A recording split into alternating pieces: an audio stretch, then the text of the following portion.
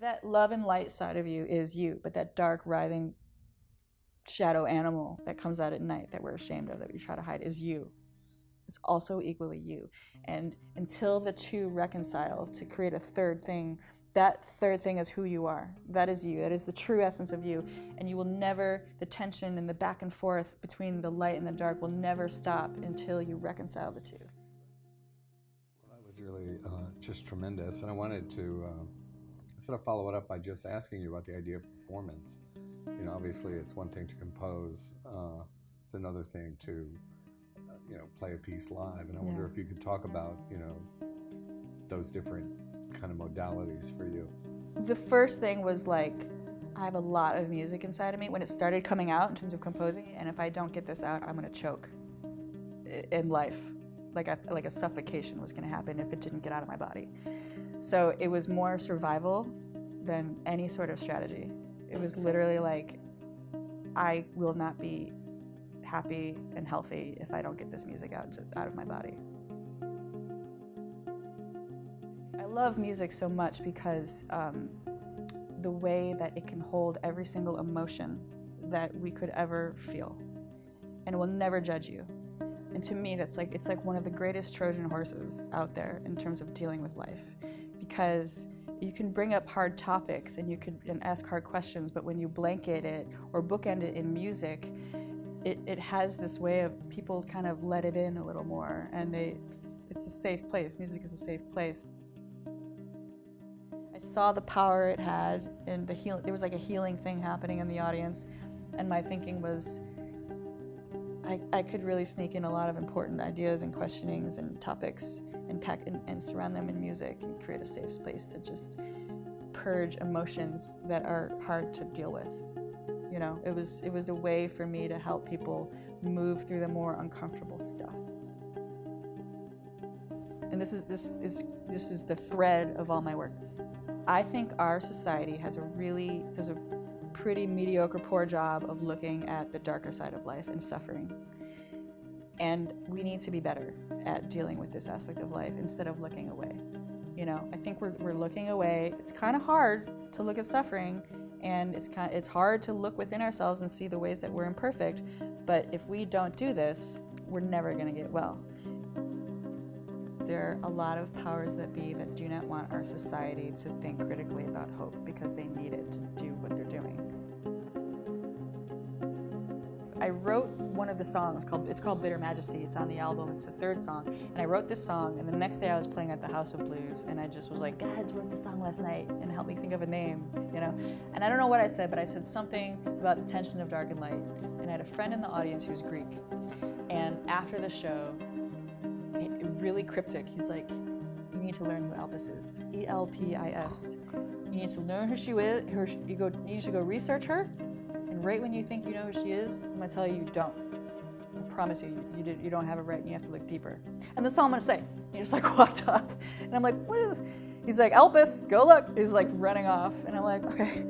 So you Google ELPIS. If you do like a quick Google, it's like she's the Greek goddess of hope and expectation, and she's trapped in Pandora's box, and she's she was left over after, yes. Exactly. And that's about it. There's no critique on it,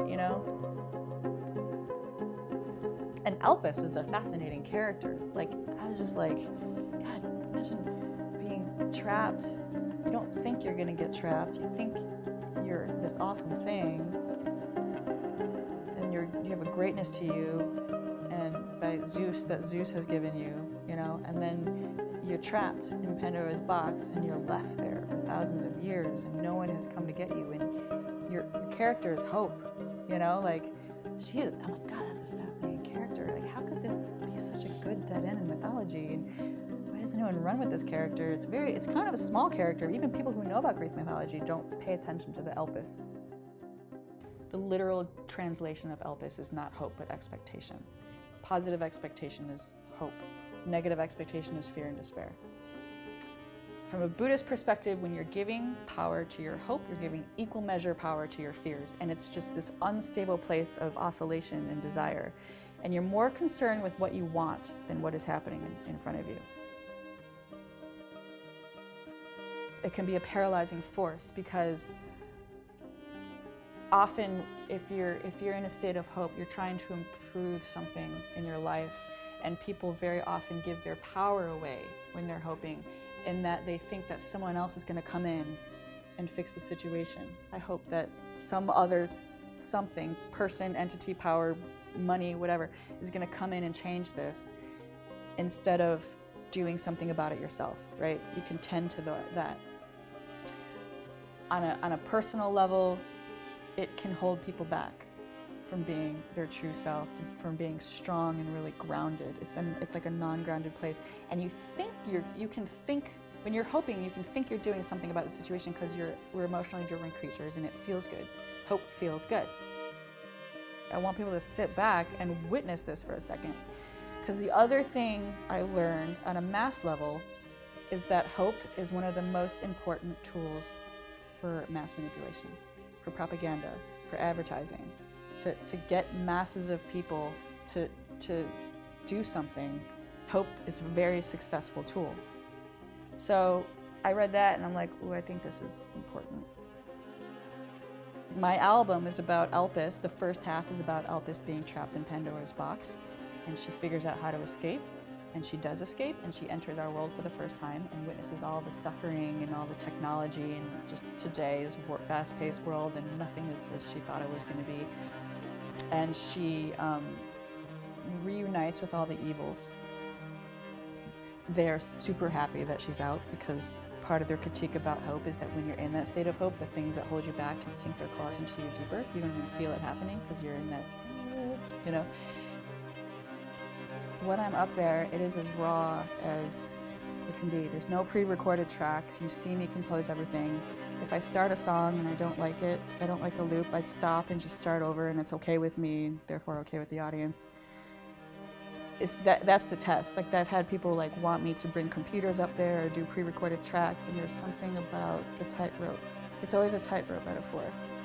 I was like, can I master that tightrope on stage?